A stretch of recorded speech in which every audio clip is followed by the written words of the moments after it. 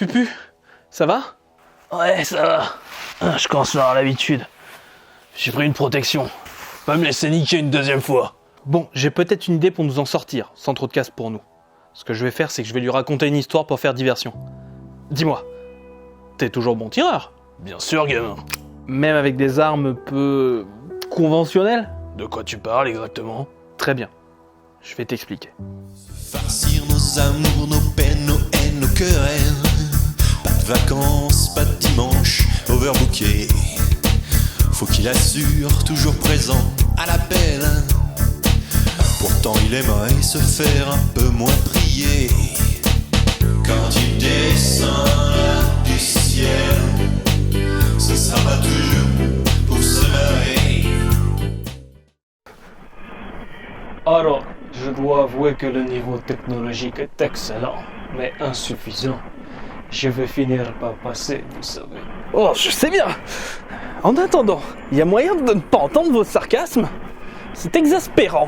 Me voilà. Ah, bien. Tu as un plan, j'espère. Est-ce que je peux vous raconter une histoire qui, je l'espère, saura vous faire changer d'avis? Mais c'est une idée fixe chez vous, ma parole! Pourquoi pas? Mais après cela, je vous tue. Alors, ça va sans doute vous étonner, mais c'est pas la première fois qu'on me propose ce genre de deal. Dans le numéro Marvel Holiday spécial de 2005, nous retrouvons une histoire intitulée Yes, Virginia, there is a Centron. L'histoire commence dans une chambre, alors qu'une adolescente nommée Virginia semble créer un robot. Et pendant cette création, un narrateur nous apprend qu'à ses 8 ans, cette jeune femme a été traumatisée par ses camarades qui lui ont dit que le Père Noël n'existe pas.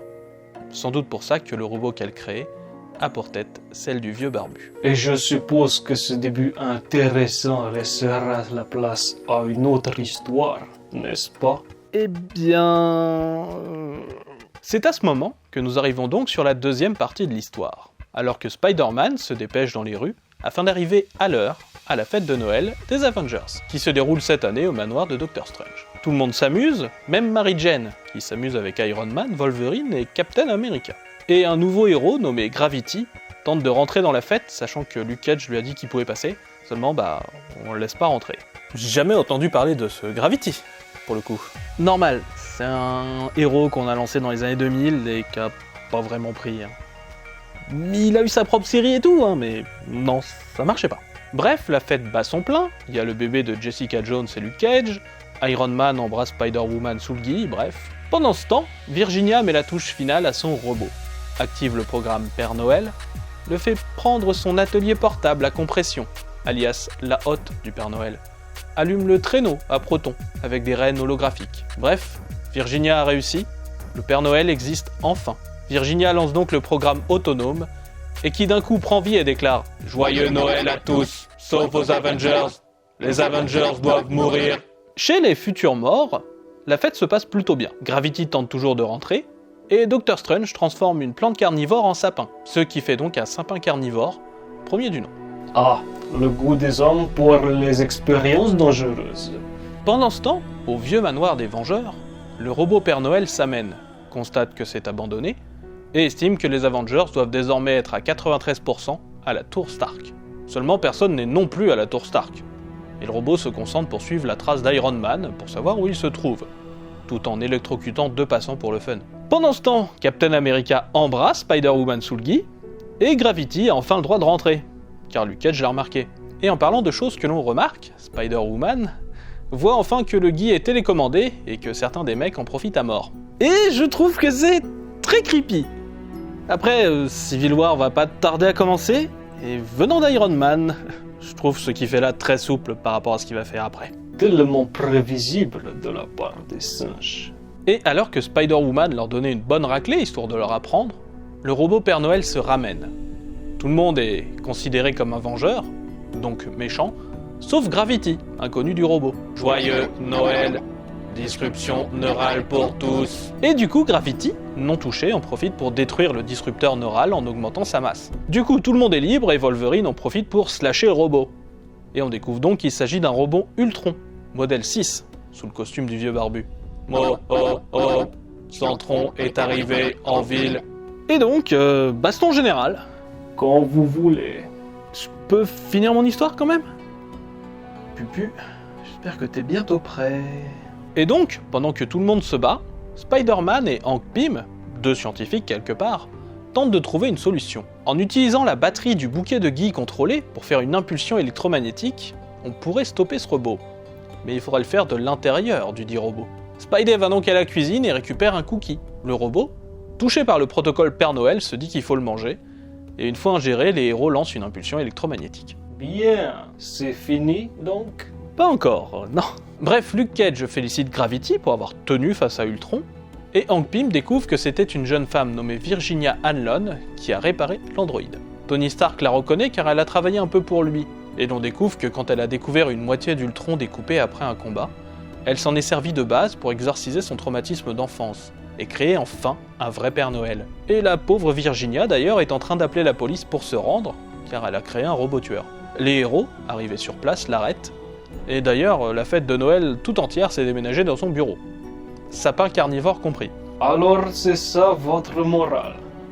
Que tout le monde fête Noël ensemble? Une guerre mondiale s'est annoncée à Noël, me poussant à devoir tous les tuer. Alors, non. La morale, elle arrive. Virginia commence à dire que les autres doivent la trouver bien bête de croire au Père Noël. Et on met Captain America en avant pour faire un discours. En gros, on vit un âge de scepticisme. Et croire au Père Noël, c'est comme croire aux héros. Certains héros aspirent la foi aux autres, d'autres l'émerveillement, et que tout ça permet d'unifier le monde, d'en faire une meilleure société, en ayant un exemple à suivre et des références communes pour nous comprendre. Et même Wolverine ne peut s'empêcher en disant qu'il est quand même sacrément bon en discours, Cap. Il verse même une petite larme. Et là, c'est la fin. Un comics de Noël assez marquant, qui permet, en plus de l'épisode habituel, une petite épilogue assez touchante. Car oui, Noël est une fiction, mais une des rares fictions qui tente d'unifier le monde sans combat. Une preuve que l'humanité est capable de plus que ça.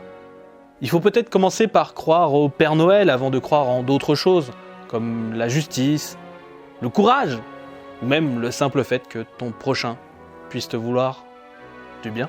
Une fable donc. La réalité est tout autre. La réalité est ce qu'on en fait. Chacun agit selon ses convictions.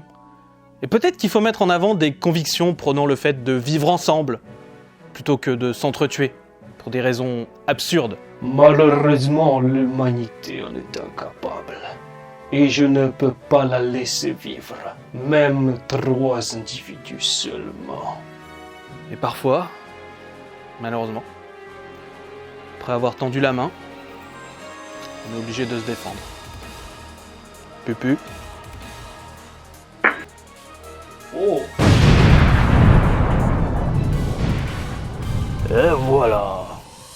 Si vous voulez de l'efficacité. Qu'est-ce qui s'est passé ? Bah, à force de me faire tirer dessus, j'ai vu comment son laser fonctionnait. Il commence à charger une décharge électrique, qu'il accumule pour gagner de l'énergie. Alors je me suis dit qu'en bloquant l'ouverture avec une matière isolante, à savoir une des billes que Pupu a récemment rajoutée à son arsenal, cela bloquerait la sortie et toute l'énergie accumulée lui exploserait à la gueule. Bien pensé, même si c'est triste d'en finir ainsi. Ouais, oh, il l'a cherché aussi. Certes, je vais quand même tenter de ramener ces tentatives de création dans le Tardis. Noël est pour tous après tout, même les robots.